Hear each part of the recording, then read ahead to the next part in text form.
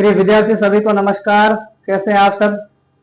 I think कि आप बहुत अच्छे होंगे। सबसे पहले मैं ज्ञान दीक्षा क्लासेस के डिजिटल मंच पर आप सभी का हार्दिक स्वागत एवं अभिनंदन करता हूं।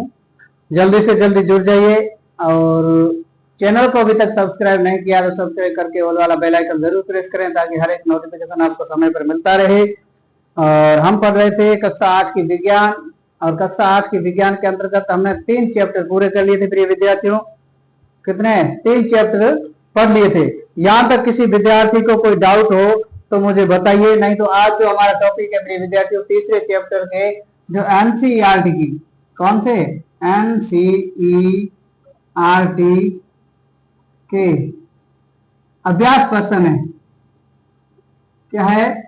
एनसीईआरटी के जो पीछे अभ्यास प्रश्न दे रखे चैप्टर के बाद में, पूरा होने के बाद में, उन प्रश्नों का हल लेकर आए हैं।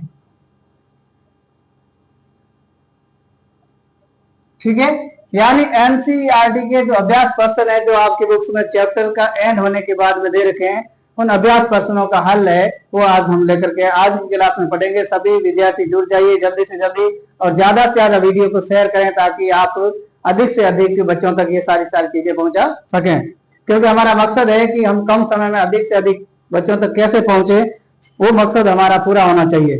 और ये सारी चीजें निःशुल्क है। मैंने कहा पहले भी कि यहाँ निःशुल्क रहेगी और चैप्टर वाइज रहेगी। चैप्टर का हर एक टॉपिक कर्मिक रूप से यहाँ करवाया जा रहा है। यूट्यूब पर किसी भी चैनल के माध्यम से ऐसा संभव नहीं है। तो आइए देखते हैं अभ्यास प्रश्नों में से पहला अभ्यास प्रश्न है कौन से टॉपिक का? 3rd चैप्टर का, संश्लेषित रेशे और प्लास्टिक। ठीक है ना? हाँ, सिंथेटिक फाइबर एंड प्लास्टिक जो चैप्टर है उसका पहला क्वेश्चन है। ये कह रहा है कुछ रेशे संश्लेषित क्यों होते हैं? क्वेश्चन नंबर जो पहला है, क्वेश्चन नंबर पहला क्या कह रहा है? कुछ रेशे संश्लेषित, कुछ रेशे संश्लेषित क्यों कहलाते हैं?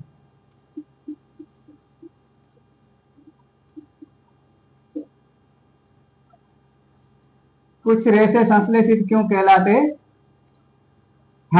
ठीक है, जो पहला प्रश्न कह रहा है कुछ रेशे संश्लेषित क्यों कहलाते हैं, इसका आंसर आपको देना है।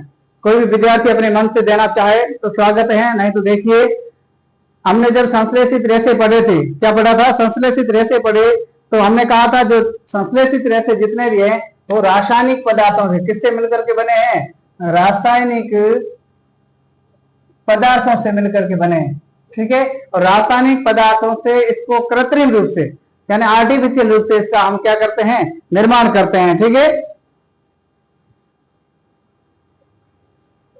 तो हम कह सकते हैं कि जो संश्लेषित रेशे हैं ये रासायनिक पदार्थों से कृत्रिम रूप से बनाए जाते हैं, इसलिए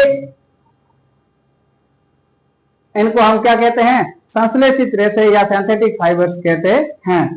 ठीक है, आंसर क्या लिखेंगे प्रिय विद्यार्थियों? मैंने कहा जितने भी सिंथेटिक फाइबर्स है वो सारे रासायनिक पदार्थों से मिलकर के बने होते हैं, और रासायनिक पदार्थों के बहुलीकरण, क्या?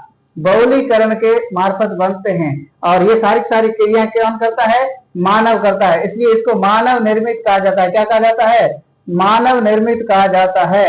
इसलिए हम कह सकते हैं, क्या कह सकते हैं कि संश्लेषित रेशे हैं वो रासायनिक पदार्थों के बहुलीकरण के फलस्वरूप मानव द्वारा निर्मित होते हैं, इसलिए इसको हम संश्लेषित रेशे कहते हैं। क्या कहते हैं? संश्लेषित रेशे कहते हैं। ठीक है, तो आइए हम परिभाषा में लिखिए, इसकी परिभाषा में या इसका आंसर हम कैसे लिखेंगे? ध्यान दीजिए, जब भी कभी विज्ञान में आंसर लिखें तो विज्ञान में प्रश्न का आंसर इस प्रकार दें। यह आपने उत्तर लगा लिया आपकी नोटबुक्स में, डैश करके फिर लिखेंगे, क्या लिखेंगे?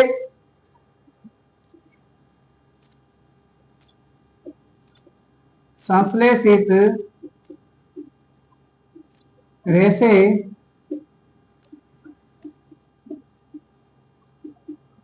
रासायनिक, संश्लेषित रेशे रासायनिक पदार्थों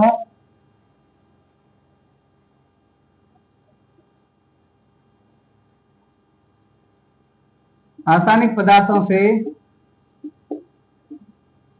कृत्रिम रूप से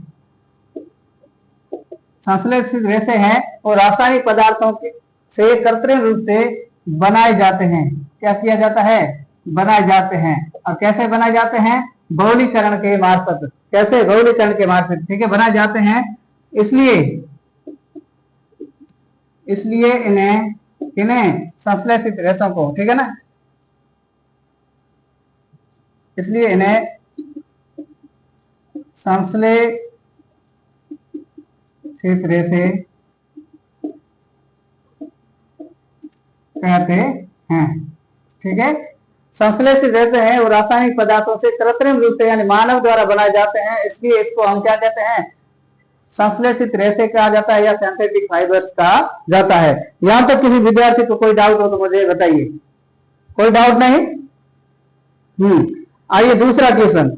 दूसरा क्वेश्चन कह रहा है प्रिय विद्यार्थी सही उत्तर को चिन्हित कीजिए, ठीक है। दूसरा प्रश्न आपका दे रखा है, उसमें सही आंसर को चिन्हित करना है। क्वेश्चन क्या है?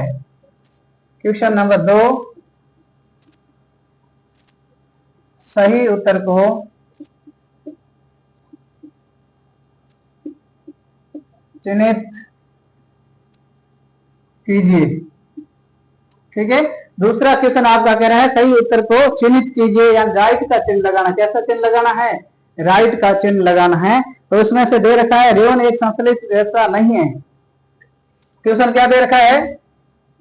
दे रखा है रेयन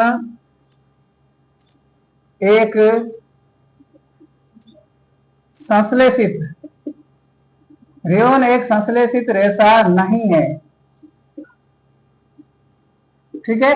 रेयन एक संश्लेषित रेशा नहीं है। इसका कारण बताना है। कारण क्या दे रखा है? आपके ऑप्शन 4 दे रखे हैं। क्या दे रखे हैं? ऑप्शन 4 ऑप्शन दे रखा है प्रिय विद्यार्थियों। में क्या दे रखा है? में दे रखा है इसका रूप रेशम समान है। में दे रखा है इसका रूप रेशम के समान है। प्रिय विद्यार्थियों आप ध्यान दीजिए, जब भी हमने रेशे पढ़े थे, फाइबर्स पढ़े थे, चाहे वो संश्लेषित हो चाहे वो नेचुरल हो, ठीक है, हाँ सिंथेटिक हो या चाहे नेचुरल हो, तो उसमें से हमने क्या क्या पढ़ा था, वो सारी चीजें आपको याद होनी चाहिए। इसका रूप रेशम के समान होता है। क्या जब हमने रेयन पढ़ा था तो हमने कहा था कि इसका रूप रेशम के समान होता है, इसलिए हम इसको रेयन कहते हैं? ऐसा कहा था? नहीं, बिल्कुल नहीं, ठीक है। दूसरा ऑप्शन था प्रिय विद्यार्थियों, वो क्या है? ब में क्या है? ब में इसे काष्ठ लुगदी से प्राप्त किया जाता है। इसे काष्ठ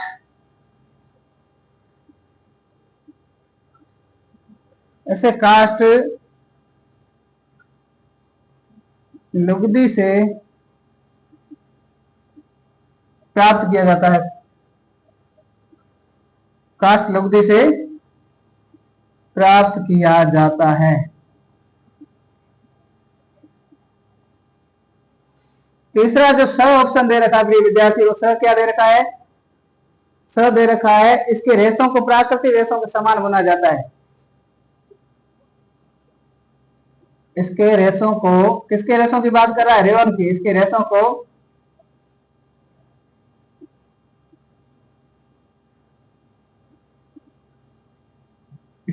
को प्राकृतिक रेशों की तरह बुना जाता है, ठीक है। इनके रेशों को प्राकृतिक रेशों की तरह बुना जाता है, ठीक है ना।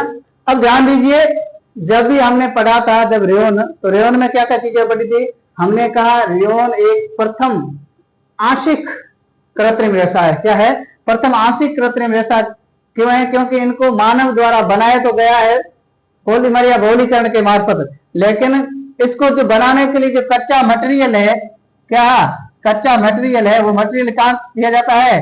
काष्ठ, यानी काष्ठ का मतलब होता है लकड़ी, और लकड़ी की लुगदी से तैयार किया जाता है। किससे किया जाता है? लकड़ी की लुगदी से। जब लकड़ी की लुगदी से तैयार किया जाएगा तो हम कह सकते हैं कि रेयन एक संश्लेषित रेशा नहीं है। ऐसा नहीं है तो कैसा है? यह एक प्राकृतिक रेशा माना जाता है जनरली। इसका कारण क्या है? कारण है कि इसे प्राकृतिक इसे कास्ट लुगदी से प्राप्त किया जाता है। यानी जब भी रेयन का निर्माण होता है तो रेयन के निर्माण के समय जो कच्चा मटेरियल है वो लकड़ी से प्राप्त किया जाता है, कास्ट यानी लकड़ी, और लकड़ी की लुगदी से प्राप्त किया जाता है। इसलिए हम कह सकते हैं कि जो रेयन है वह पूर्ण रूप से हम संश्लेषित रेशा इसको नहीं मान सकते, आंशिक रूप से संश्लेषित रेशा जरूर मानते हैं। क्यों? क्योंकि ये मानव द्वारा निर्मित है, नेचुरल नहीं है पूर्णतः, इसलिए हम आंशिक संश्लेषित रेशा मानते हैं प्रथम। ठीक है, तो हमारा जो आंसर है वो क्या सही हो जाएगा? आंसर हमारा सही हो जाएगा, इसे कास्ट लुगदी से प्राप्त किया जाता है। इस पर राइट का चिन्ह लगेगा। ठीक है, इसका रूप रेशम के समान होता है, इसलिए हम इसको संश्लेषित रेशा नहीं कहते हैं, ये बिल्कुल गलत है। इसे कास्ट लुगदी से प्राप्त किया जाता है, बिल्कुल सही है। इसके रेशों को प्राकृतिक रेशों की तरह बुना जाता है। अब किसी की तरह बुनने से वो पदार्थ वही कहलाए ऐसा संभव नहीं है विज्ञान में। ठीक है, तो इसका आंसर क्या होगा प्रिय विद्यार्थियों? इसे कास्ट लुगदी से प्राप्त किया जाता है। ये आपका आंसर दूसरे का सही माना जाएगा। ठीक है, यहां तक किसी विद्यार्थी को कोई डाउट हो तो मुझे बताइए। नहीं है? अब तीसरा कह रहा है उचित शब्दों द्वारा रिक्त स्थानों की पूर्ति कीजिए। 2 क्वेश्चन हो गए हमारे। तीसरा क्वेश्चन देखिए आइए विद्यार्थी। तीसरा क्वेश्चन बहुत ही आसान क्वेश्चन है। यदि आपने चैप्टर को ढंग से पढ़ा होगा तो आप आसानी से इसको कर पाओगे। नहीं पढ़ा है तो क्लास सारी आपको की हमारे ज्ञान दीक्षा क्लासेस के चैनल पर, यूट्यूब चैनल पर प्ले स्टोर में क्रमिक रूप से अवेलेबल है, और वहां क्रमिक रूप से प्ले स्टोर में जाकर के क्रमिक रूप से क्लासों को, रिकॉर्डेड क्लासों को देख करके आसानी से आप समझ सकते हैं। जब चैप्टर पूरा समझ में आएगा तो आसानी से आप आंसर इसका दे पाओगे। तीसरा क्वेश्चन, उचित शब्दों द्वारा रिक्त स्थानों की पूर्ति कीजिए। क्वेश्चन नंबर तीसरा कह रहा है उचित शब्दों द्वारा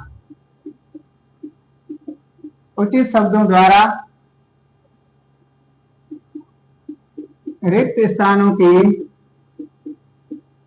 पूर्ति कीजिए। उचित शब्दों द्वारा रिक्त स्थानों की क्या कीजिए? पूर्ति कीजिए।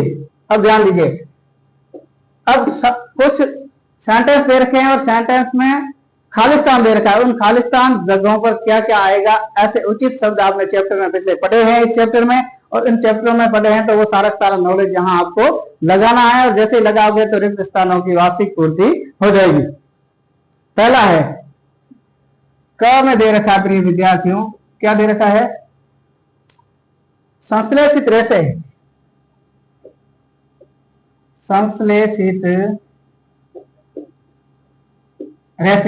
ठीक है, संश्लेषित रेशे खालिस्तान अथवा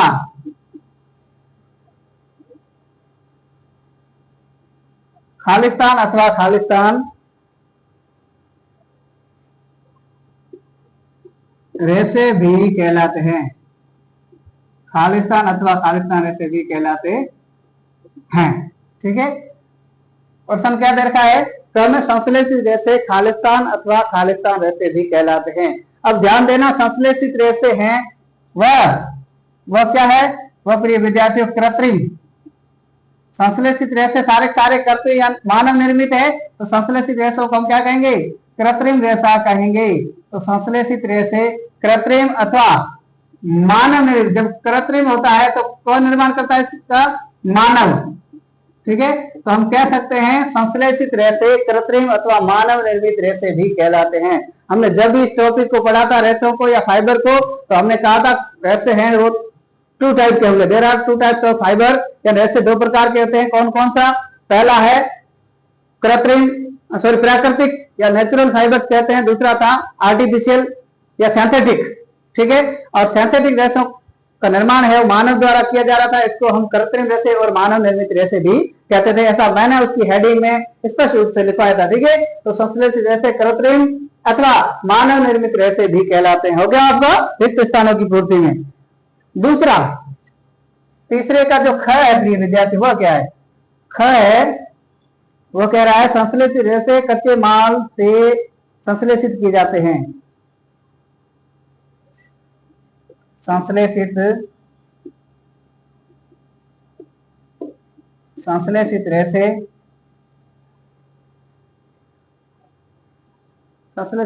कच्चे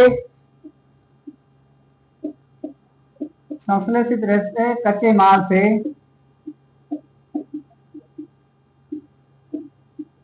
संश्लेषित किए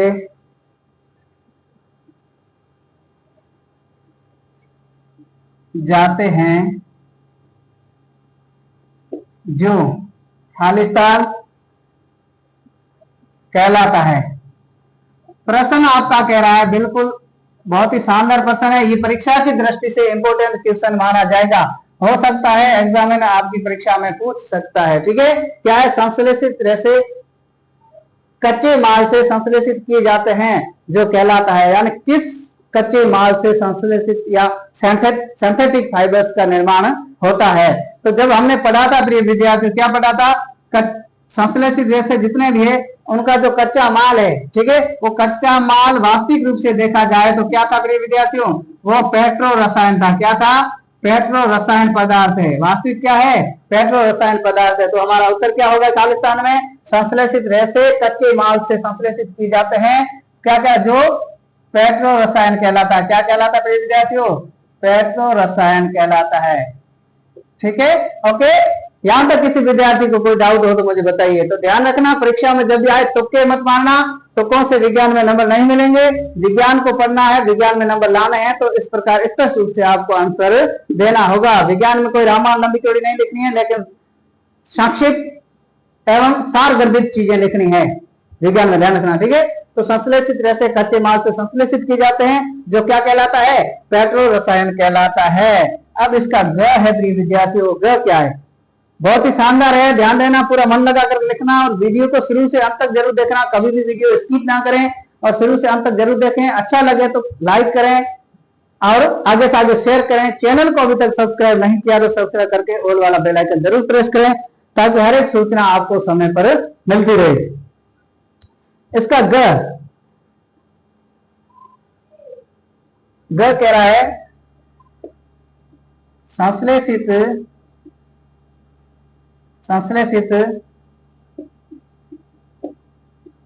रेशे की भांति संश्लेषित रेशे की भांति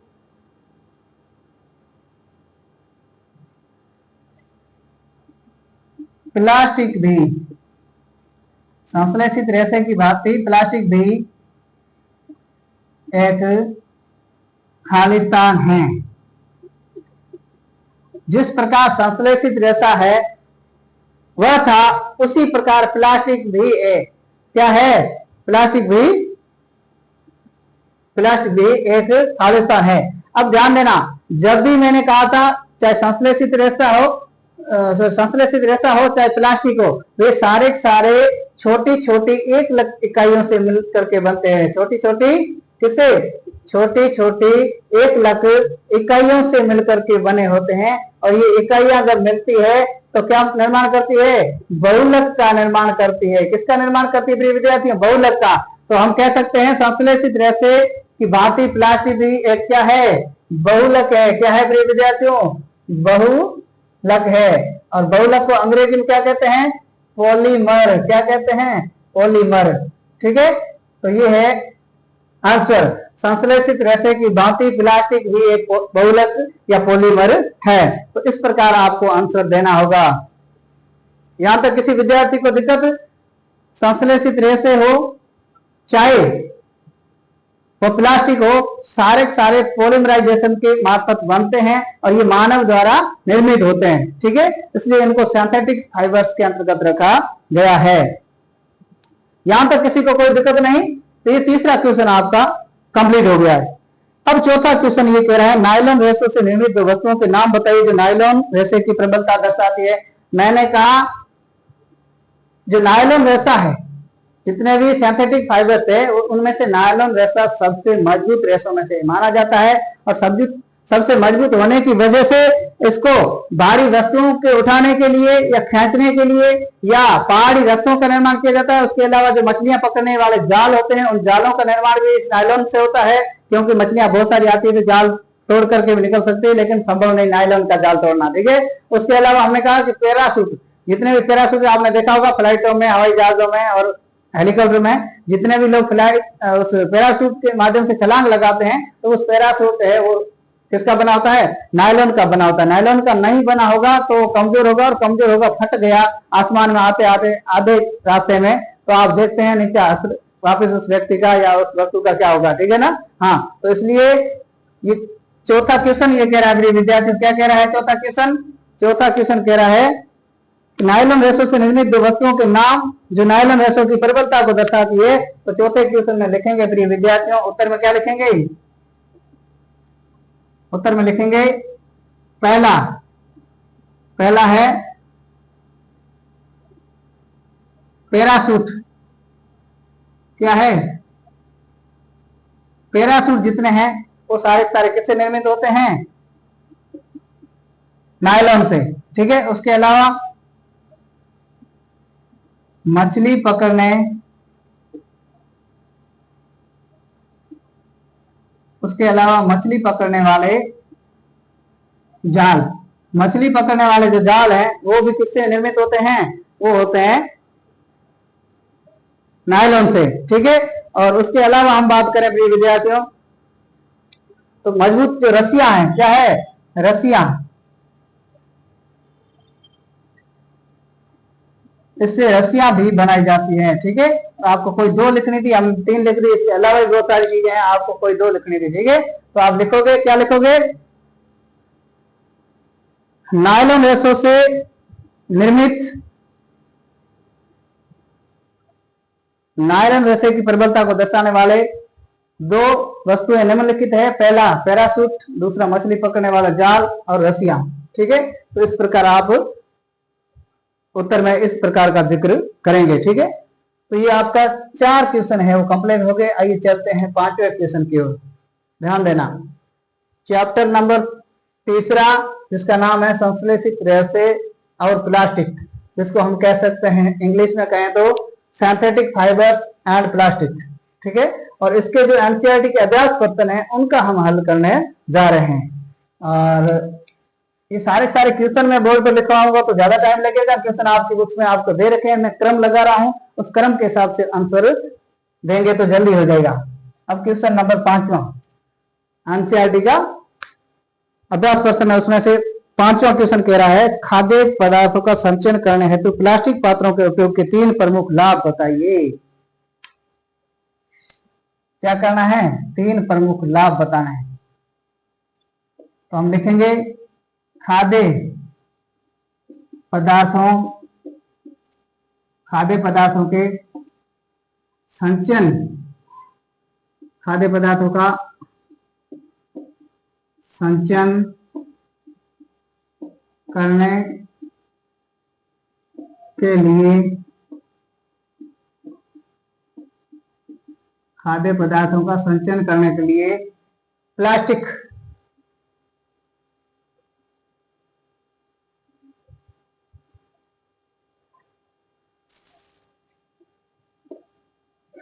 पात्रों के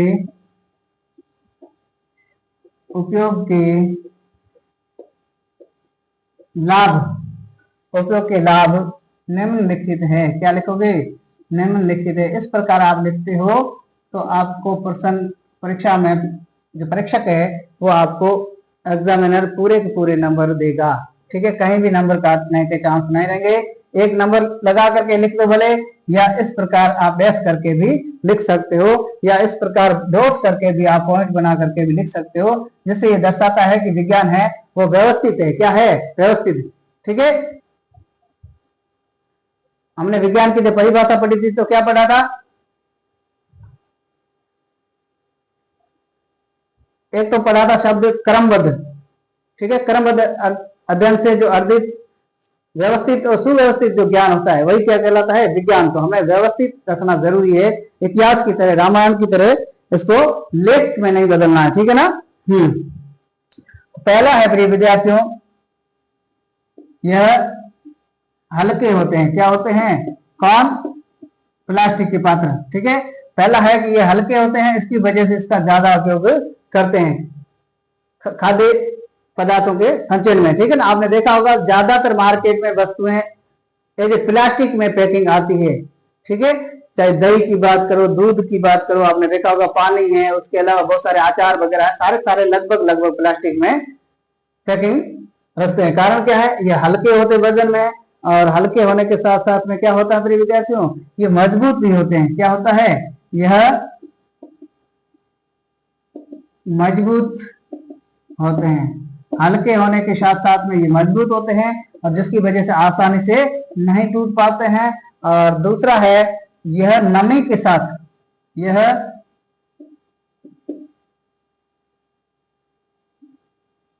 नमी के साथ आसानी से क्रिया नहीं करते हैं, आसानी से अभिक्रिया या क्रिया नहीं करते हैं। ध्यान रखना, यानी चाहे कितनी भी नमी हो, लेकिन ये प्लास्टिक के साथ आसानी से क्रिया नहीं करते। यदि किसी मेटल्स या धातु में रखोगे तो नमी को पा करके ये आसानी से क्रिया करने लग जाते हैं। जैसे आपने स्टील देखा होगा, स्टील क्या है? मिश्र धातु है। ठीक है ना, तो मिश्र धातु है, इसमें पानी रखोगे ज्यादा दिन तक और ढक्कन बंद करके, तो 5-7 दिन बाद देखोगे स्टील का ढक्कन है, उसके बीच में जंग लगा हुआ मिलेगा आपको। क्यों? क्योंकि वो नमी को पा करके आसानी से क्रिया कर लेते हैं। लेकिन ये नमी या रसायनों के साथ आसानी से क्रिया नहीं कर सकते। ये नमी के साथ आसानी से क्रिया नहीं कर सकते हैं। और दूसरा लिख सकते हैं, यह रसायनों के साथ आसानी से क्रिया नहीं करते। रसायनों के साथ आसानी से क्रिया नहीं करते हैं। ठीक है, नहीं करते हैं, इसलिए इसको ज्यादातर प्लास्टिक में पैकिंग सारी वस्तुएं हो आती है। ठीक है, और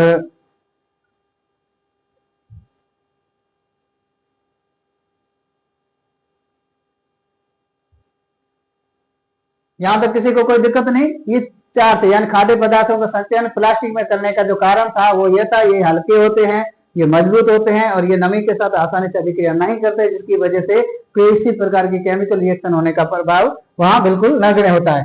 और ये रसायनों के साथ भी आसानी से क्रिया नहीं करते।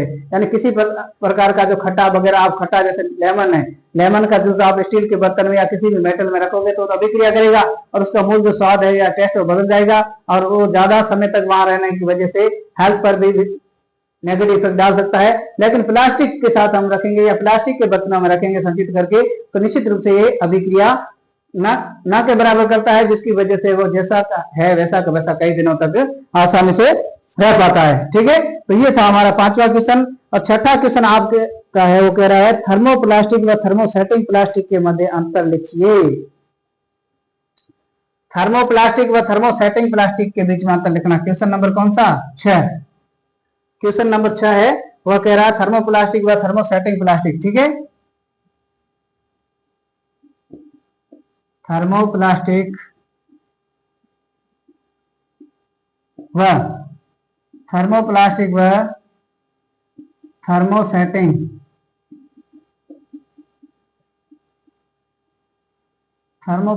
थर्मोसेटिंग प्लास्टिक में अंतर।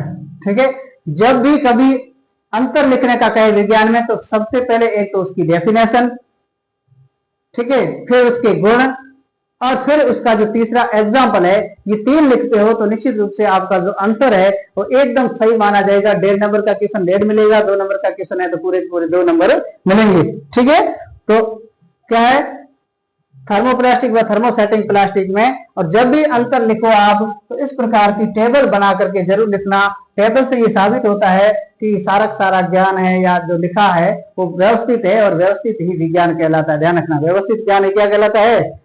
विज्ञान कहलाता है। प्रकृति के क्रमबद्ध अध्ययन से अर्जित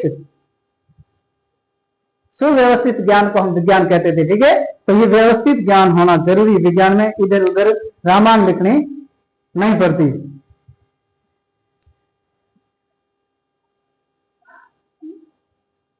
थर्मोप्लास्टिक व थर्मोसेटिंग प्लास्टिक के मध्य अंतर। ठीक है, अंतर में इस प्रकार सारणी बनाओगे और यहां लिखोगे आप पहले वाला थर्मोप्लास्टिक, ये थर्मोप्लास्टिक, दूसरा इधर लिखोगे थर्मोसेटिंग प्लास्टिक।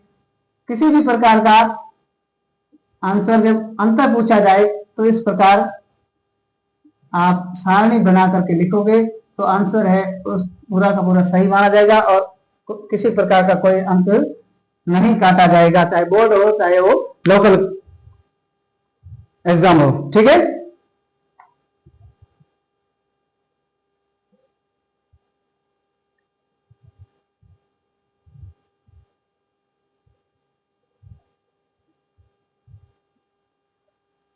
अब ध्यान देना, जो थर्मोप्लास्टिक है प्रिय विद्यार्थियों, थर्मोप्लास्टिक है, यह क्या है, यह गर्म करने पर आसानी से गर्म हो जाता है, आसानी से गर्म हो जाता है। कौन सा थर्मोप्लास्टिक है, ये आपने देखा होगा, जैसे प्लास्टिक के पीवीसी का जो पाइप है, आप हल्का सा इसको टेम्परेचर देंगे, हल्की उष्मा देंगे तो निश्चित रूप से ये क्या करेगा, ये उष्मा पा करके पिघलने लगता है या बुनने लगता है। ठीक है, यानी आकार है इनका मूल रूप से विकृत होने लगता है, इसको हम कह सकते हैं ये गर्म करने पर आसानी से गर्म हो जाता है। ठीक है, और दूसरी तरफ थर्मोसेटिंग प्लास्टिक है, इसे गर्म करने पर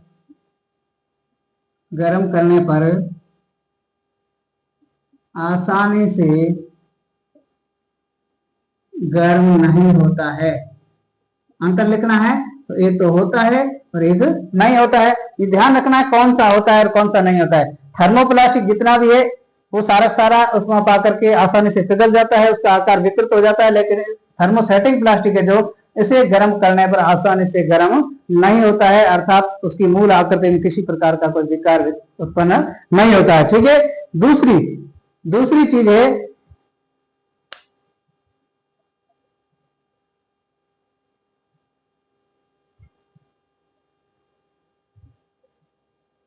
थर्मोप्लास्टिक है ना,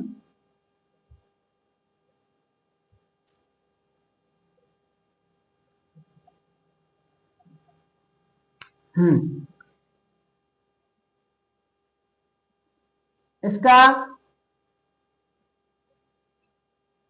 पुनः चक्रण संभव है, इसका पुनः चक्रण संभव है। ठीक है, यानी इसको गर्म करके आप दूसरे टाइप के बर्तन भी आसानी से बना सकते हैं दूसरी वस्तु में। ठीक है, संभव है। इसका है प्रिय विद्यार्थियों, इसका पुनर्चक्रण कभी भी संभव नहीं, इसका पुनर्चक्रण संभव नहीं। ठीक है, यहाँ थर्मोसेटिंग प्लास्टिक है, ये हार्ड प्लास्टिक होता है, कठोर प्लास्टिक होता है, इसको यदि जलाओगे और दूसरी वस्तु दोबारा बनाना चाहोगे तो भी ये संभव नहीं है। क्यों? क्योंकि जैसे जलाओगे तो ये धुआं बन करके एनवायरमेंट में चला जाएगा, लेकिन वो पिघलेगा नहीं पिघलेगा तो दूसरी वस्तु से आप निर्मित नहीं कर सकते। ठीक है, तो इसका पुनर्चक्रण संभव नहीं है।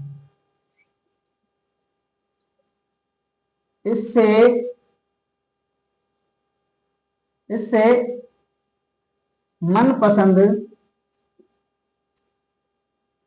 वस्तुएं बना सकते हैं, यानी इसको गर्म करके आप मनपसंद वस्तुएं बना सकते हैं, लेकिन इससे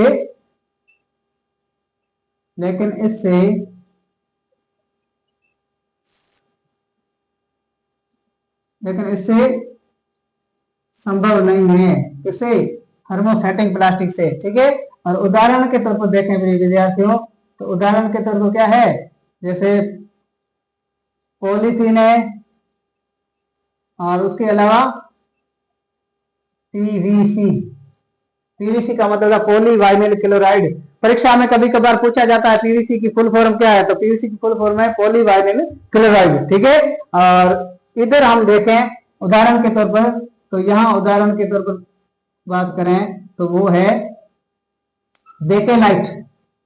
क्या है? बेकेलाइट मैंने कहा जब भी आप किचन में बर्तन यूज करते हैं, और चाहे कुकर वगैरह, नॉन स्टिक बर्तन वगैरह, ठीक है, उनके जो हत्थे हैं वो हत्थे एक स्पेशल कठोर प्लास्टिक से निर्मित होते हैं, जिसको हम कहते हैं बेकेलाइट। ये बेकेलाइट उष्मा रोधी पदार्थ होता है, जिसकी वजह से उष्मा चाहे कितनी भी दो, यानी कितना भी टेम्परेचर ताप दो, लेकिन ये उष्मा पाकर के पिघलते नहीं है, इसलिए वो खराब होने से बचे रहते हैं। तो उदाहरण के लिए बेकेलाइट, और बेकेलाइट के साथ है वो है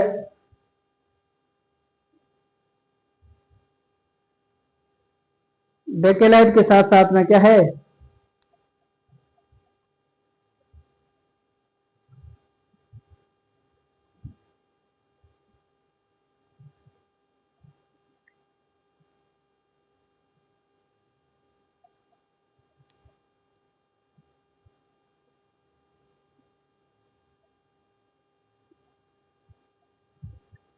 बेकेलाइट, और बेकेलाइट के साथ साथ में है मेलेनाइट, ठीक है, आदि। अब ध्यान देखना, आपने जो नॉन स्टिक बर्तन देखे हैं, नॉन स्टिक बर्तन में आसानी से आप खाना बनाते हो, लेकिन तेलीय पदार्थ जितना देता है उसमें आसानी से नहीं चिपक पाता है, ठीक है। और ज्यादातर किचन में आजकल महिलाएं फैंसी युग में सबसे ज्यादा ये नॉन स्टिक बर्तनों का यूज करती है। तो ये इसके अंदर जो परत चढ़ी होती है, इसको हम कहते हैं मेलेनाइन, और ये है परत, प्रिय विद्यार्थियों, इसकी वजह से ये जो पदार्थ है ये चिपकने से क्या रहता है, बचा रहता है, ठीक है।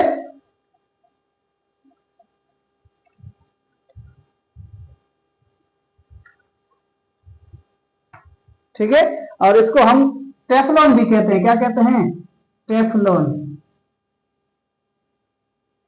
ठीक है। तो बेकेलाइट, टेफलॉन आदि।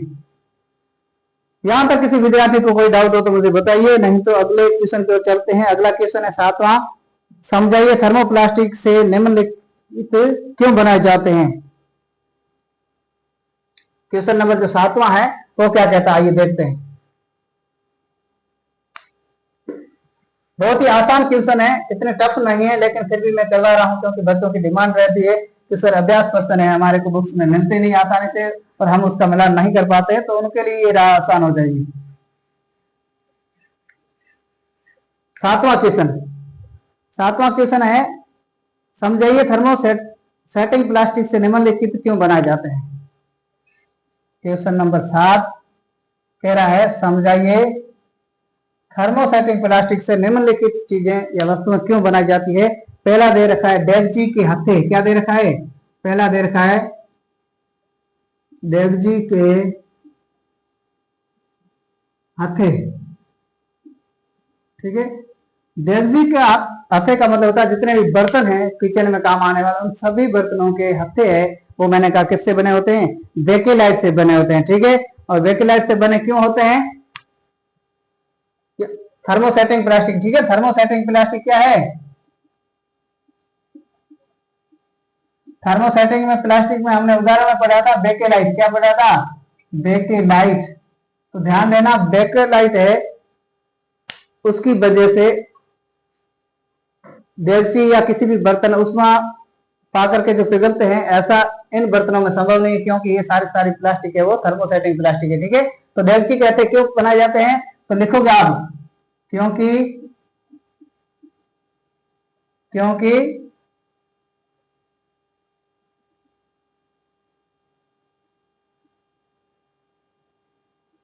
क्योंकि थर्मोसेटिंग प्लास्टिक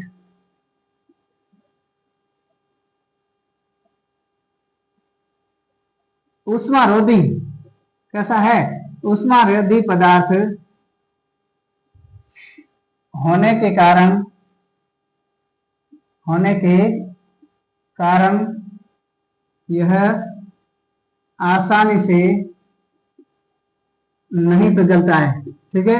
और आसानी से नहीं पिघलता है इसलिए इनके जो आते हैं बनाए जाते हैं, ठीक है। क्या लिखोगे, क्योंकि थर्मोसेटिक प्लास्टिक उष्मारोधी पदार्थ होने के कारण ये आसानी से नहीं पिघलता है और जिसकी वजह से डेगची के जो होते हैं इनके निर्माण में इसका प्रयोग किया जाता है। उदाहरण के लिए आप लिखोगे बेकेलाइट, क्या लिखोगे, बेकेलाइट, ठीक है।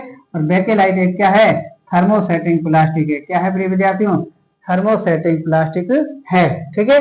दूसरा जो 7वें का दे रखा है वो दे रखा है विद्युत प्लग या स्विच प्लग बोर्ड, विद्युत प्लग या स्विच या प्लग बोर्ड या प्लग बोर्ड, इनका भी निर्माण थर्मोसेटिंग प्लास्टिक से क्यों किया जाता है? तो हम लिखेंगे यह विद्युत का कुचालक होता है। क्या होता है? कुचालक। यानी जो थर्मोसेटिंग प्लास्टिक है ये विद्युत का कुचालक पदार्थ है। इसकी वजह से विद्युत धारा इसमें प्रवाहित नहीं होगी, और नहीं होगी तो ये उष्मा पाकर एक तो पिघलेंगे नहीं, और दूसरा करंट आने की संभावना है वो बिल्कुल कम हो जाएगी, यानी न के बराबर है। ठीक है, अर्थात कुचालक होने की वजह से, विद्युत का कुचालक होने के कारण इसका प्रयोग विद्युत प्लग या स्विच बनाने में किया जाता है। स्विच बनाने में किया जाता है। इसका थर्मोसेटिंग प्लास्टिक का। ठीक है, विद्युत कुचालक हो गए तो जितना भी टेम्परेचर आसानी से ये पिघलते नहीं है, और दूसरी बात है इसमें विद्युत धारा प्रवाहित नहीं होगी, अर्थात विद्युत के कुचालक होने की वजह से इसका विद्युत उपकरणों में ज्यादातर प्रयोग किया जाता है। ठीक है, ये था हमारा 7वां क्वेश्चन। यहाँ तक किसी विद्यार्थी को डाउट हो तो मुझे बताइए, नहीं तो चलते हैं 8वें क्वेश्चन की ओर। 8वें क्वेश्चन में कह रहा है निम्नलिखित को पुनः चक्रित कीजिए।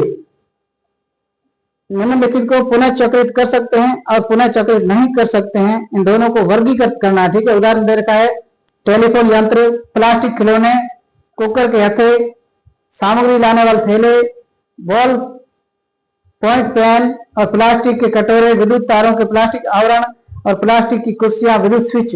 इनको आपको क्या करना है प्रिय विद्यार्थियों? इनको अलग अलग कैटेगरी में बांटना है। कौन सी कैटेगरी में? एक ऐसे पदार्थ जिनका पुनः चक्रण या रिसाइकलिंग कर सकते हैं, और दूसरा वे पदार्थ जिनका रिसाइकलिंग पॉसिबल या संभव नहीं है। इन दोनों कैटेगरियों में इन दो दिए गए पदार्थों को क्या करना है? बांटना है।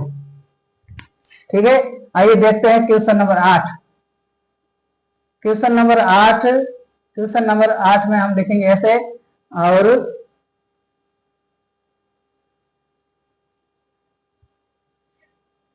लिखेंगे पुनः चक्रित होने वाले पदार्थ। ठीक है, और पुनः चक्रित नहीं होने वाले पदार्थ। पुनः चक्रित होने वाले पदार्थ और पुनः चक्रित नहीं होने वाले पदार्थों की लिस्ट बनानी है, दिए हुए आपके क्वेश्चन में। ठीक है, तो पहला है टेलीफोन यंत्र। टेलीफोन यंत्र जितने भी है ये विद्यार्थी है पुनः चक्रित नहीं होने वाले पदार्थ है। क्या है? पुनः चक्रित नहीं होने वाले पदार्थ है। तो टेलीफोन यंत्र किस श्रेणी में आ जाएगा? इस श्रेणी में आ जाएगा। यहां तक किसी को डाउट? दूसरा दे रखा है, वो दे रखा है प्लास्टिक खिलौने। प्लास्टिक खिलौने हैं प्रिय विद्यार्थियों, यह पुनः चक्रित हो सकते हैं क्योंकि इनको पिघला करके आसानी से आप दूसरी वस्तु निर्मित कर सकते हो। तो प्लास्टिक के खिलौने हैं वो किस कैटेगरी में लिखेंगे? ये है इस कैटेगरी के अंतर्गत आएंगे। किसके? पुनः चक्रित होने वाले पदार्थ की कैटेगरी में। ठीक है, और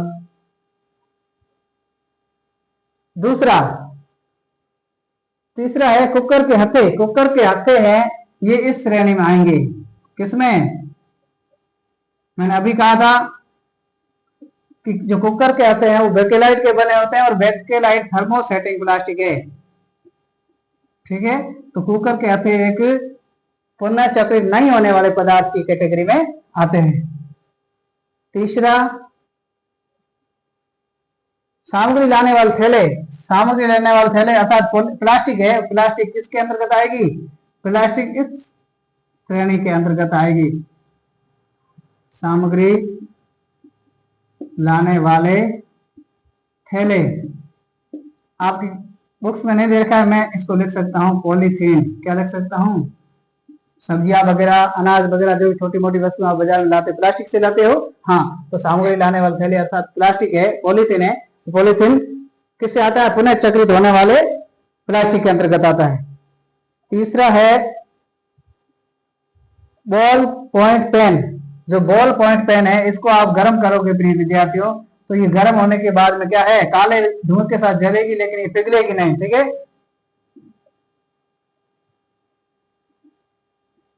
बॉल पॉइंट पेन।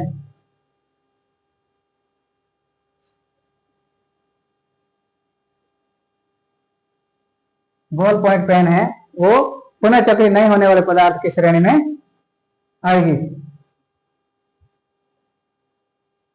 प्लास्टिक के कटोरे, प्लास्टिक के कटोरे इसकी श्रेणी में आएगा। किसका? पुनः चक्रित आसानी से हो सकता है।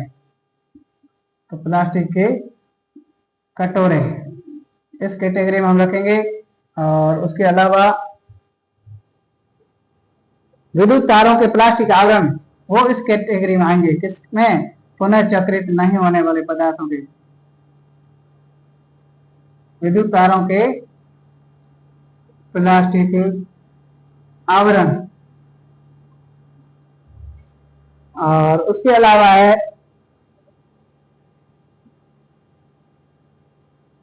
प्लास्टिक की कुर्सियां, प्लास्टिक की कुर्सियां इस श्रेणी में आएगी, क्योंकि प्लास्टिक की कुर्सियों को गर्म करके आप आसानी से पिघला सकते हो और उससे दूसरी वस्तुएं आसानी से निर्माण यानी रिसाइकलिंग कर सकते हो। और उसके अलावा विद्युत स्विच, विद्युत स्विच है वो इस कैटेगरी के अंतर्गत आएंगे, क्योंकि विद्युत स्विच को आप पिघला करके उससे दूसरी वस्तुएं नहीं निर्माण कर पाओगे। क्यों? क्योंकि ये थर्मोसेटिंग प्लास्टिक होने की वजह से ये आसानी से पिघलती नहीं। जैसे ज्यादा टेम्परेचर दोगे तो ये धुआं बन करके आसमान में या एनवायरमेंट में चला जाएगा, लेकिन पिघल करके इसे दूसरी वस्तु आसानी से प्राप्त नहीं कर पाओगे। ठीक है, 8 हो गए विद्युत स्विच। तो ये 8वां क्वेश्चन आपका कंप्लीट हो चुका है। यहां तक किसी विद्यार्थी को कोई दिक्कत हो तो मुझे बताइए, नहीं हो तो चलते हैं 9वें क्वेश्चन की तरफ। 9वें क्वेश्चन में कह रहा है बिल्कुल आसान है। राणा गर्मियों के लिए कमीजें खरीदना चाहता है। कमीजें यानी कमर से ऊपरी हिस्से में पहना जाने वाला शर्ट या चोला। ठीक है ना। उसे सूती कमीजें खरीदनी चाहिए या संश्लेषित। अब आप देख रहे हो गर्मी का मौसम में पसीना पहले से बहुत ज्यादा होता है। गर्मी के मौसम में पसीने को सोखने के लिए प्रिय विद्यार्थियों सूती के वस्त्र काम में ली जाते हैं। किसके? सूती के। सिंथेटिक लोग तो शरीर में और ज्यादा जलन होगी, खुजली होगी, फुंसियां होगी। ठीक है, तो आप कह सकते हो कि क्या कहोगे, सूती का वस्त्र है वो काम मिलेगा। और इसका कारण क्या है? कारण यह है कि ये गर्मी के मौसम में एक तो ठंडा होता है, दूसरा आसानी से पसीना ये सोख लेता है। ठीक है, 8वां हो गया।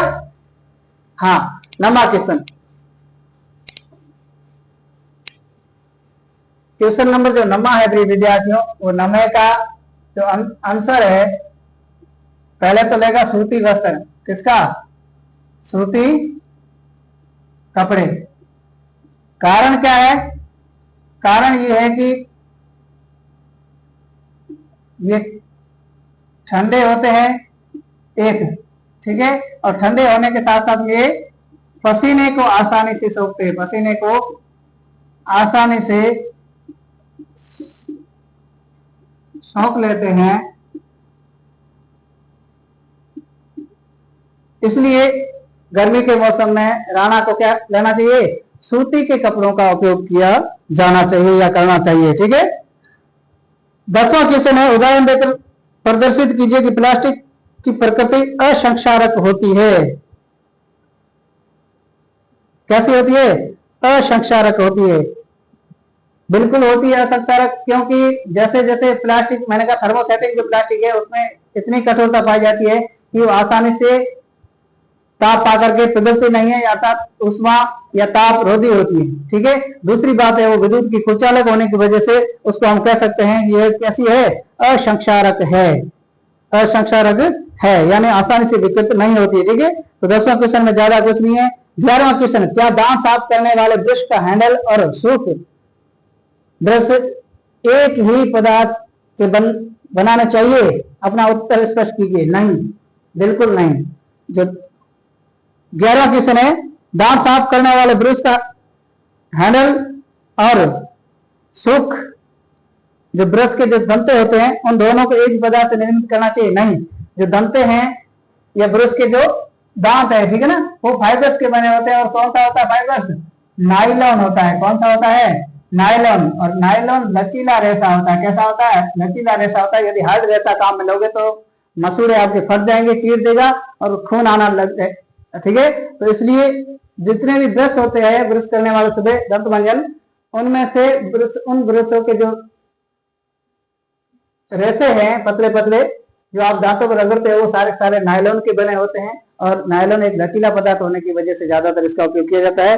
लेकिन उसके जो हैंडल है, हथे, वो उस थर्मोस प्लास्टिक के नहीं होते। उसको गर्म करोगे तो पिघल करके आसानी से दूसरे आकार में ढल जाएगा। तो वो थर्मोस प्लास्टिक होता है, और जो रेशे होते हैं ये सारे सारे नायलॉन के यानी कृत्रिम रेशे से बने होते हैं। ठीक है, तो हम कह सकते हैं बिल्कुल दोनों एक पदार्थ के बने हुए नहीं होते हैं। यानी ब्रश का हैंडल है वो एक कठोर प्लास्टिक है, और ब्रश के जो दंत या ब्रिस्टल है वो किससे बने होते हैं? लचीले पदार्थ से। ठीक है, तो ये आपका 11 क्वेश्चन बिल्कुल आसान है, इसको आप आसानी से लिख सकते हो अपने शब्दों में। जहां तक संभव हो प्लास्टिक के उपयोग से बचिए, इस पर सलाह दीजिए। अब आपको पता है, मैंने पहले भी समझाया था, मैंने कहा प्लास्टिक है वो पर्यावरण के लिए बिल्कुल अनुकूल नहीं है, लेकिन मजबूरी हमारी है। प्लास्टिक के अलावा हम किस विकल्प के साथ में बाजार में जाएं और उस सामान खरीद करके उसके अंतर्गत लाएं? ऐसा हमारे पास अभी कोई विकल्प नहीं है। सरकार, यदि कंपनियां, सरकार मिलकर के इसके लिए पहल करे और नई चीजें विकल्प के तौर पर लाती है, तो प्लास्टिक को आसानी से छोड़ना चाहिए। क्योंकि ये जैसे जैसे इन्वायरमेंट में जाएगी, जलाओगे तो वायु प्रदूषण होगा, और यदि दफनाओगे तो भूमि प्रदूषण होगा, और भूमि में हजारों करोड़ों वर्षों तक ये जैसा का वैसा बना रहेगा। और जहां ये प्लास्टिक जलेगा वहां सड़ करके धीरे धीरे छोटे छोटे टुकड़ों में विभाजित होगा, और वहां भूमि है वो बंजर हो जाएगी। किसी प्रकार का अनाज या उत्पादन वहां संभव नहीं होगा। इसलिए ये प्लास्टिक इन्वायरमेंट के हिसाब से देखा जाए, पर्यावरण के संदर्भ में देखा जाए तो बहुत ही घातक है, लेकिन विकल्प नहीं है, इसलिए हम मजबूरी से इसका उपयोग भी करते हैं। सरकार चाहे तो इससे छुटकारा दिला सकती है। अब 13वां कॉलम ए के पदों का कॉलम बी से दिए गए खंडों में सही मिलान कीजिए। ठीक है, कॉलम ए दे रखा है विद्यार्थियों, और कॉलम बी देखा। ए में दे रखा है पॉलिस्टर। पॉलिस्टर क्या है? पॉलिस्टर है वो कपड़े में आसानी से बल नहीं पड़ते, यानी सिलवटे है पॉलिस्टर में आसानी से नहीं पड़ते थे, और ये आसानी से धुलता था। मेल यानी इसके अंदर जो गंदगी है वो आसानी से निकल जाती थी। इसलिए प्राचीन समय में पानी के अभाव की वजह से ज्यादातर पॉलिस्टर के कपड़े पहने जाते थे। लेकिन आज आप देख रहे हो, पानी जैसे जैसे ट्यूबवेल वगैरह, ओपनवेल वगैरह हुई, नहरी क्षेत्र में पानी है वो ज्यादा बांधों में इकट्ठा करके छोड़ दिया जाता है पब्लिक के उपयोग के लिए। तो इसलिए यहाँ बहुत सारे कपड़े अलग अलग वेरायटी के लोग यूज करते हैं। ठीक है, और तो एक पॉलिस्टर हो जाएगा, कपड़े में आसानी से बल नहीं पड़ते। दूसरा है टेफ्लॉन। टेफ्लॉन है विद्यार्थियों न चिपकने वाले भोजन बनाने के पात्रों के निर्माण में उपयोग लाया जाता है। और रेयन है, रेयन क्या है? रेयन कास्ट लुगदी का उपयोग करके तैयार किया जाता है, बिल्कुल सही है। और उसके अलावा नायलॉन है, इससे पैरासूट और मोजा बनाने में उपयोग किया जाता है। ठीक है, ये हम पहले पढ़ चुके हैं, इसका मिलान कर लेना। 14वां संश्लेषित रेशों का औद्योगिक निर्माण वास्तव में वनों के संरक्षण में सहायक हो रहा है। टिप्पणी कीजिए। जितने भी सिंथेटिक फाइबर्स है उनका निर्माण है, ये पर्यावरण के संरक्षण में उपयोगी साबित हो रहा है। इस पर टिप्पणी लिखनी है, बिल्कुल उपयोगी हो रहा है, क्योंकि इससे जो पर्यावरण प्रदूषण बिल्कुल कम होता है, जबकि प्लास्टिक के उपयोग से सबसे ज्यादा पर्यावरण प्रदूषण होता था। क्योंकि फाइबर्स जितने भी है कृत्रिम रेशे, ये ज्यादातर किससे बने होते हैं? ये ज्यादातर वनस्पतियों से न बन करके अन्य पदार्थों से बनते हैं। इसलिए आप देख रहे हैं कि जो प्राकृतिक रेशे थे उनमें ज्यादातर वनस्पतियों को काटा जाता था। जितनी वनस्पतियां कटेगी उतना पर्यावरण को नुकसान होगा, और जितने सिंथेटिक फाइबर है इनमें से ये प्राकृतिक रेशों से हट करके कृत्रिम रेशे हैं, जिसकी वजह से पर्यावरण प्रदूषण पर्यावरण है इसको आसानी से संबल मिलता है। ठीक है, तो ये आप अपने मन से लिख लेना। 15वां ये प्रदर्शित करने की क्रियाकलाप कीजिए कि थर्मोप्लास्टिक विद्युत का कुचालक है। अब ध्यान दीजिए, क्वेश्चन नंबर जो 15 है, और इस last question number 15, question number 15 क्या कह रहा है कि एक प्रयोग करके बताइए कि थर्मोप्लास्टिक विद्युत का कुचालक है। क्या है? थर्मोप्लास्टिक विद्युत का कुचालक पदार्थ है, ये प्रयोग द्वारा बताइए। ठीक है, क्या बताना है? थर्मोप्लास्टिक विद्युत का कुचालक पदार्थ है, ये प्रयोग द्वारा बताना है। बिल्कुल आसान है। कैसे आसान है? एक तो बल्ब लीजिए, क्या लीजिए? एक बल्ब लीजिए, दूसरा वायर लीजिए, और तीसरी बैटरी लीजिए। क्या लीजिए? बैटरी। अब बल्ब, वायर और बैटरी, माना कि ये जैसे बैटरी है और इसका एक प्लस और एक माइनस सिरा है, ठीक है, प्लस माइनस होते हैं इस पर, हाँ ध्यान दीजिए। अब इससे वायर निकालो और इससे वायर निकालो और यहाँ एक क्या लगा दो, बल्ब लगा लो, ठीक है, माना कि ये बल्ब है, ठीक है। अब इस बल्ब को ये कह रहा है कि थर्मोप्लास्टिक है, यानी ये सारे सारे वायर थर्मोप्लास्टिक से बने होते हैं। तो इसको यहाँ वायर को काट करके यहाँ प्लास्टिक क्या लगा दो, यहाँ कोई प्लास्टिक लगा दो, तो प्लास्टिक से क्या होगा, अब इसको जोड़ोगे तो भी विद्युत से बल्ब नहीं जलेगा। नहीं जलने का कारण क्या है, क्योंकि ये प्लास्टिक है, ये विद्युत के कुचालक है, और तार काटे बगैर यदि इसको जोड़ोगे तो ये बल्ब जल जाएगा। और यदि इसको तोड़ करके बीच में प्लास्टिक का कुछ भी अवरोध छोटा सा डाल दो और उसके बाद में इसको धन और ऋण सिरे से बैटरी से कनेक्ट कर दो, लेकिन बल्ब आपका नहीं जलेगा। इससे ये सिद्ध होता है कि जो प्लास्टिक है या थर्मोप्लास्टिक है, ये विद्युत के क्या होते हैं, कुछ चालक पदार्थ होते हैं। इसलिए इसका ज्यादातर उपयोग विद्युत उपकरणों में किया जाता है, चाहे वो स्विच हो, चाहे वायर हो, चाहे वो प्लग हो, इन सभी में थर्मोसेटिंग प्लास्टिक का उपयोग किया जाता है, ठीक है। तो हम आसानी से कह सकते हैं, क्या कह सकते हैं कि थर्मोसेटिंग प्लास्टिक है विद्युत का कुछ चालक है, यानी इसमें किसी भी प्रकार की विद्युत धारा प्रवाहित नहीं हो सकती और ये आसानी से ऊष्मा पा करके पिघलते भी नहीं है, इसलिए ये विद्युत का कुछ चालक पदार्थ है, ठीक है। तो ये आपका 15 क्वेश्चन पूरे हो गए और अगली क्लास में हम पढ़ेंगे क्या, धातु और अधातु, धातु अधातु और साथ में उपधातु भी होगा, तो उसको भी पढ़ेंगे। धातु क्या होते हैं, अधातु क्या होते हैं, उपधातु क्या होते हैं और इसके उदाहरण क्या है, इनकी डेफिनेशन क्या है, वो सारी चीजें, इसका उपयोग क्या है, वो सारी चीजें अगली क्लास में पढ़ेंगे। उससे पहले क्लास को शुरू से अंत तक देखें, अच्छा लगे तो लाइक करें, शेयर करें, कमेंट करें और चैनल को अभी तक सब्सक्राइब नहीं किया है तो चैनल को सब्सक्राइब करके ऑल वाला बेल आइकन जरूर प्रेस करें, हर एक सूचना नोटिफिकेशन आपको समय पर मिलती रहे। इसी आशा और शुभकामना के साथ मिलते हैं अगली क्लास में। आज के लिए बस इतना ही, धन्यवाद।